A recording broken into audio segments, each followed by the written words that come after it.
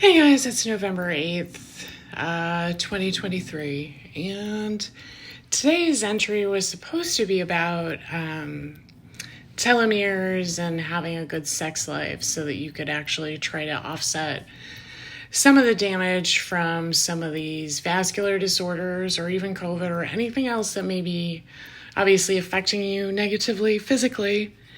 Actually having consistent and frequent sex is actually really good for ensuring that your telomeres are hearty and lengthy.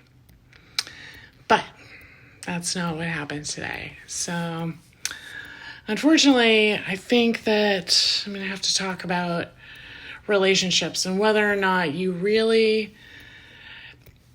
For somebody like me, it's a lot different because I've had so many catastrophic things happen, like medically and surgically, that, I'm kind of like really right at the outskirts. You're talking like 10 surgeries, repeated, obviously repeated anesthesia experiences. You end up with pump head, you lose your memory, a lot of things that I've already proven that obviously have happened to me.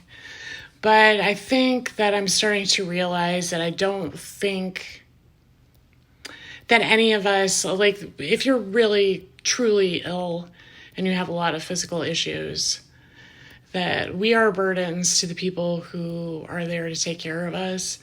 And I don't really think that it is right to think that you deserve anything. You don't deserve, none of us really deserve anything. But when you're sick, there are so many factors that kind of interfere with like a normal life, like the fact that we have no retirement because of me, the fact that I can't hold a job right now.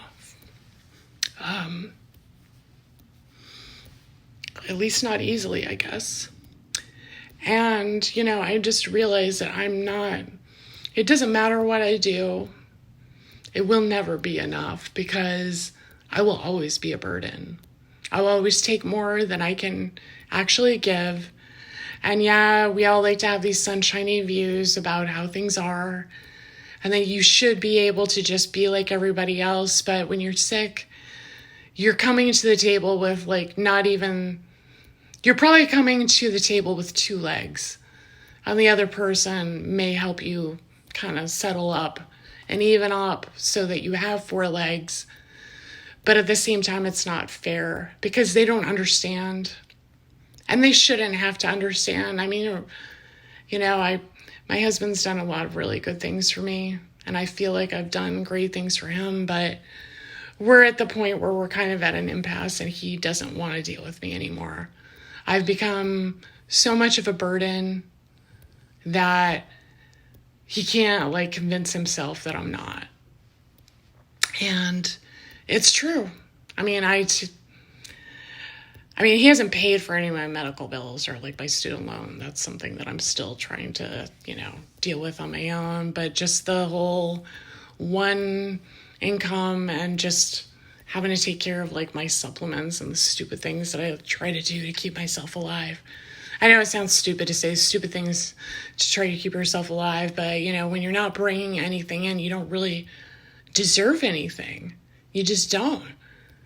And like I said, this would have been a much more fun thing to talk about, telomeres and sex lives and all that stuff, but I'm just really starting to realize that when you're sick, you don't deserve anything.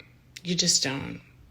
None of us really do, but we just, you just have to kind of take that information and do what you can with it. I'm going to try to figure something out. I just don't even know what to do.